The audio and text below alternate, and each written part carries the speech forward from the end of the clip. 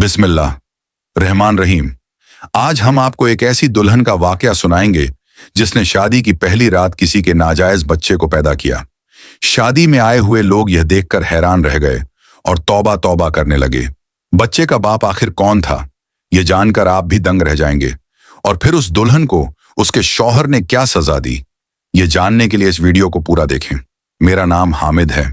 मेरी आज शादी की पहली रात थी और मैं बहुत ज्यादा खुश था।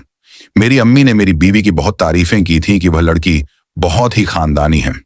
लेकिन मैं क्या जानता था कि यह खानदानी औरत शादी की पहली रात ही मुझे तारे दिखा देगी। मैं जैसे ही कमरे में दाखिल हुआ, उसने ढके चेहरे से ही चीखना चिल्लाना शुरू कर दिया। मैंने घबराकर उसका घूंघट उठाया तो मुझे देखकर वह मजीद रोने लगी। मैंने कहा कि क्या हुआ है, आप ठीक तो हैं? वह कहने लगी, मेरे पेट में बहुत दर्द हो रहा है, मेरा बच्चा पैदा होने वाला है, जल्दी करें, दाई को बुलाएं। यह सुनकर तो मेरे होश उड़ गए, लेकिन जितना उसने शोर मचाया हुआ था, जितना वह चीख रही थी, उसे देखकर मैं फौरन बाहर भागा। उस वक्त मेरे जहन में इतना भी याद ना रहा कि यह औरत मेरी बीवी है और आज हमारी शादी की पहली रात है। मुझसे उसका इस कदर चीखना चिल्लाना बर्दाश्त नहीं हो रहा था। लेकिन इससे पहले कि मैं बाहर आकर किसी से कुछ बोलता, एक औरत कमरे के अंदर दाखिल हुई। उसने काले रंग के कपड़े पहन रखे थे। उसके साथ 4-5 और भी लड़कियां थीं। वह औरत काफी नौजवान लग रही थी। उन्होंने मेरी बीवी को पकड़कर उठाया, फिर उसके ऊपर एक बड़ी सी चादर डाल दी ताकि कोई देख ना सके। मैं तो देखता ही रह गया कि यह क्या हो रहा है। जवाब आप पाने यहां तक मुझे मालूम था। मेरी बीवी एक शरीफ और खानदानी लड़की थी, फिर शादी की पहली ही रात उसे बच्चा कैसे पैदा हो गया। मैं अपनी बीवी और उन औरतों के पीछे पीछे गया। उन्होंने बाहर एक गाड़ी में जल्दी से मेरी बीवी को बिठाया और वहां से गाड़ी चली गई। घर मेहमानों से भरा हुआ था। वह भी सब लोग बातें करने लगे कि दुल्हन को क्या हुआ है, अचानक से उसे अस्पताल क्यों लेकर चले गए हैं। मैं भी बाहर दूल्हा बन हैरान सा खड़ा था। अब किसी को क्या जवाब देता कि क्या हुआ है। मैं उन सब लोगों के सामने खामोश रहा, क्योंकि मेरी बीवी एक ऊंचे खानदान से ब्याह कर लाई गई थी। ऐसे मैं उसकी इज्जत को नीलाम नहीं कर सकता था। मैं अपने कमरे में आया। मैंने सोचा कि मैं अपने वालदैन से बात करूं, मगर इससे ज्यादा तो लड़की के वालदैन कसूरवार थे, जिन्होंने एक हाम लड़की को मुझसे ब्याह दिया। क्या मेरे अम्मी अब्बू को भी यह बात नजर नहीं आई? मैं दिल में सोचने लगा कि मुझे अपने ससुराल वालों से बात करनी चाहिए। मैंने अपनी बीवी के अब्बू को कॉल की। उसने कॉल उठाई तो मैंने गुस्सा करने के बजाय बहुत ही नरम लहजे में बात की। मैंने कहा कि अंकल, आपकी बेटी को तो दाई और कुछ और लड़कियां लेकर अस्पताल गई हैं और मैं यहां बैठा अपनी बेइज्जती का मातम कर रहा हूं। अगर आपकी बेटी का किसी और के साथ चक्कर था तो कम से कम आप मुझे बता तो देते। वह कहने लगा कि तुम पागल तो नहीं हो गए, ये तुम क्या बकवास कर रहे हो। मेरी बेटी बिल्कुल ठीक ठाक थी। अभी वह बात कर ही रहा था कि उसकी बीवी पीछे से आ गई और कहने लगी कि वह ठीक कह रहा है। यह बात सुनकर तो उनकी आवाज ही जैसे बंद हो गई हो। उन्होंने फौरन फोन बंद कर दिया। अब मुझे यकीन हो गया था कि मेरी बीवी के पेट में किसी और का नाजायज बच्चा था। मुझे उन लोगों ने सिर्फ और सिर्फ मुंह बेवकूफ बनाया। मैंने सोचा कि मैं अपनी बीवी को जाकर उसी वक्त तलाक दे दूं, लेकिन इससे पहले कि मैं कोई कदम उठाता, मेरी अम्मी कमरे के अंदर दाखिल हुई और कहने लगी कि बेटा, तुम बाहर आओ, परेशान होने की बिल्कुल जरूरत नहीं है।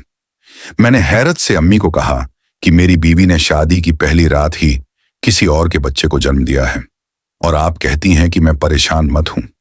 आप यह कैसी बातें कर रही हैं? अम्मी कहने लगी, बेटा, मैं तुम्हारे दर्द को समझती हूं, लेकिन तुम्हें मेरी बात भी माननी होगी। मैंने कहा, ठीक है अम्मा, मैं सारी जिंदगी आपकी ही तो मानता आया हूं, अब भी मान लूंगा। मैं तो कोई खलौना हूं। मेरी जिंदगी के बारे में ना तो किसी ने सोचा और ना ही कोई ख्याल किया। अम्मी कहने लगी, अरे बेटा, लड़कियों की तरह रो क्यों रहे हो? मैं तुम्हारे भले की बात कर रही हूं। बाहर आओ, तुम्हारे ससुराल वाले आए हैं तुमसे बात करने के लिए। वह तुम्हें कुछ कहना चाहते हैं। मैंने कहा, अम्मी, मैं उन लोगों से क्या बात करूं?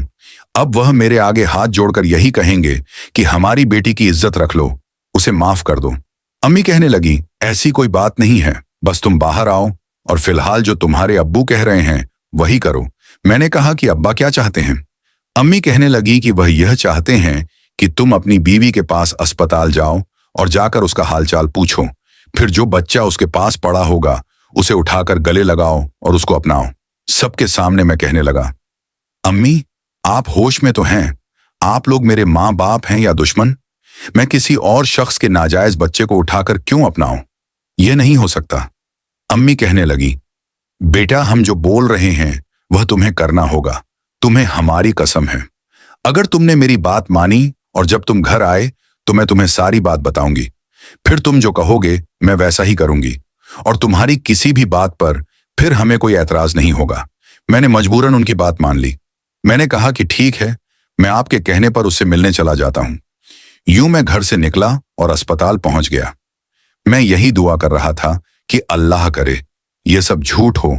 अल्लाह ताला ने कितने अरसे के बाद शादी की खुशी दिखाई और अब ये सब हो गया दिल में उदासी लेकर।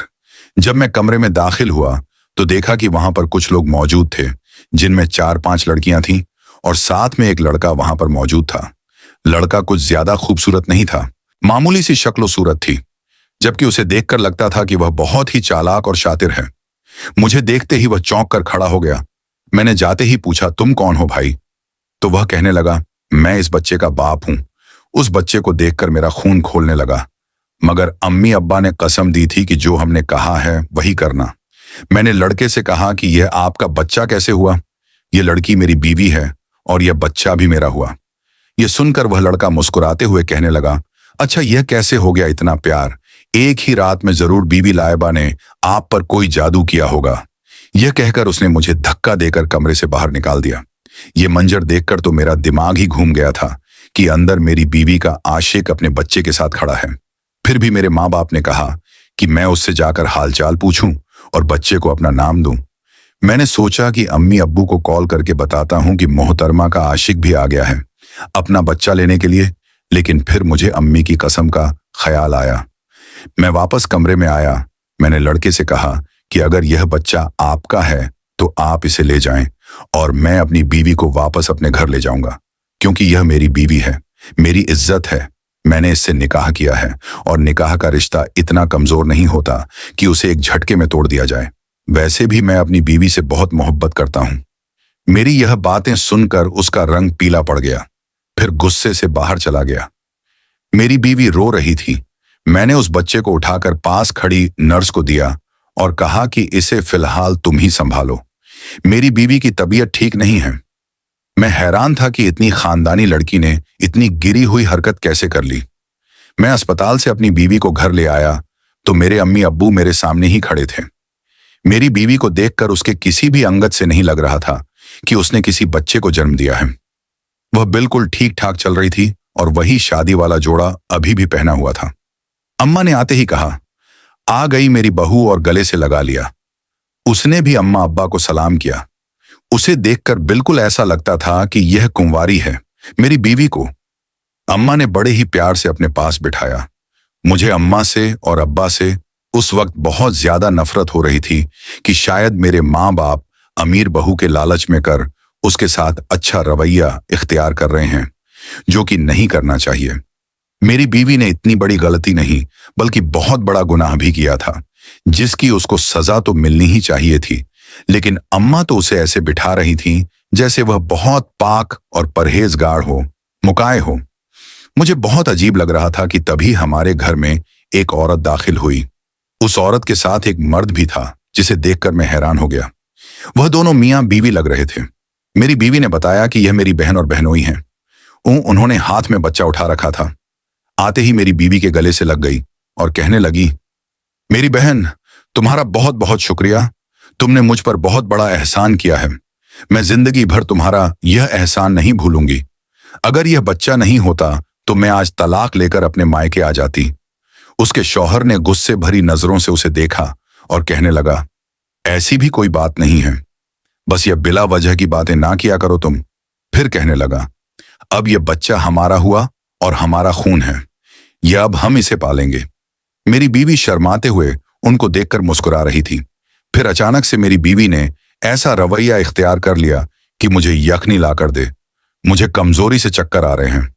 मेरी बीवी की बात सुनकर अम्मी फौरन उठ खड़ी हुई और कहने लगी, हाँ हाँ, क्यों नहीं, मैं अभी अपनी बहू को गरम गरम यखनी लाकर देती हूँ।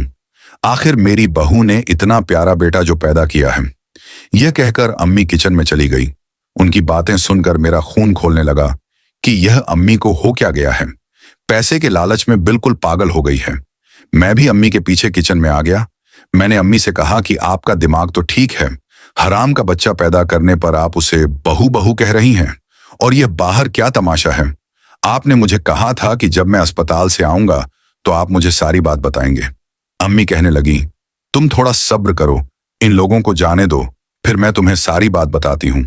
वह बात जानने के बाद अगर तुम्हारा दिल मुतमिन ना हुआ तो तुम अपनी बीवी को तलाक दे देना। मैंने फिर से खामोशी इख्तियार कर ली कि चलो 1-2 घंटे और सब्र कर लेता हूं।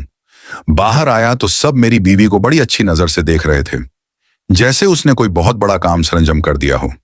मुझे कुछ समझ नहीं आ रहा था कि ना जाने मुझसे जिंदगी में ऐसा कौन सा बड़ा गुनाह हो गया है जिसकी वजह से ये सब मेरे साथ हो रहा है। उस बच्चे की तरफ देखकर मुझे घिन आ रही थी। फिर वह दोनों 1 घंटे के बाद चले गए। मैंने भी शुक्र अदा किया कि अब मैं अपनी बीवी को तलाक देकर इससे हमेशा के लिए जान छुड़ा लूंगा। लेकिन फिर अम्मी ने जो कुछ मुझे सुनाना शुरू किया, मेरे तो होश ही उड़ गए थे और मुझे खुद पर अफसोस होने लगा। मेरी अम्मी मुझसे कहने लगी कि बेटा आमिर, हमारी बात गौर से सुनो। उस वक्त मेरी बीवी भी सामने ही बैठी थी। अम्मी कहने लगी कि अब मुझे बताओ, क्या तुम्हें कहीं से भी लगता है कि तुम्हारी बीवी ने कोई बच्चा पैदा किया है? मैंने बीवी की तरफ गौर से देखा। फिर अम्मी से मैंने कहा कि मुझे क्या पता है, गुनहगार को ही पता होता है कि उसने क्या गुनाह किया है। अम्मी कहने लगी, हाँ बेटा, लेकिन बच्चा पैदा करना कोई गुनाह नहीं है। इसके साथ साथ बहुत बड़ी तकलीफ से गुजरना पड़ता है। तुम्हें अपनी बीवी के चेहरे से, उसकी सहज से कहीं से भी मालूम हो रहा है कि यह उम्मीद से थी। मुझे उनकी कोई बात भी समझ नहीं आ रही थी। मुझे मालूम नहीं था कि वह क्या कहना चाहती हैं। मेरा दिमाग तो वैसे ही चकरा गया था। मैं उठकर गुस्से से खड़ा हो गया और कहने लगा कि यह क्या तमाशा लगाकर रखा हुआ है। आपने जो कहना है साफ साफ कहे, मामले को और उलझा मत। मैंने कहा कि एक तरफ खुद ही कहते हैं कि यह बच्चा इसका है, और यह लड़की भी खुद कह रही थी कि मेरा बच्चा पैदा होने वाला है, और फिर इसका आशिक भी अस्पताल में था जो कह रहा था कि यह बच्चा मेरा है। और अब आप ऐसा जाहिर कर रही हैं कि जैसे यह कभी हाम हुई ही नहीं। मुझे इस तरह शदीद गुस्से में देखकर मेरी अम्मी कहने लगी, अच्छा बेटा बैठो तुम, हम तुम्हें सारी बात बताएंगे। दरअसल वह बच्चा इसका नहीं था जो इसने पैदा किया था। मैंने कहा, मैं इतना बेवकूफ नहीं हूं। आप कहेंगी कि यह पाक दामन है और मैं मान लूंगा। अम्मी कहने लगी, आमिर, अभी जो औरत आई थी उससे तो तुम मिले थे ना? फिर मेरी बीवी से कहने लगी कि बेटी, तुम ही अब मेरे बेटे को सारा सच अपने मुंह से बता दो। मेरी बीवी मुझसे कहने लगी कि मैं जानती हूं कि आपको यह सब बहुत बुरा लगा होगा। कोई भी शौहर यह सब बर्दाश्त नहीं कर सकता। मैं छोटी सी थी जब मेरी बड़ी बहन की शादी हो गई। मुझे अपनी बहन से ज्यादा इस दुनिया में कोई भी अजीज नहीं था।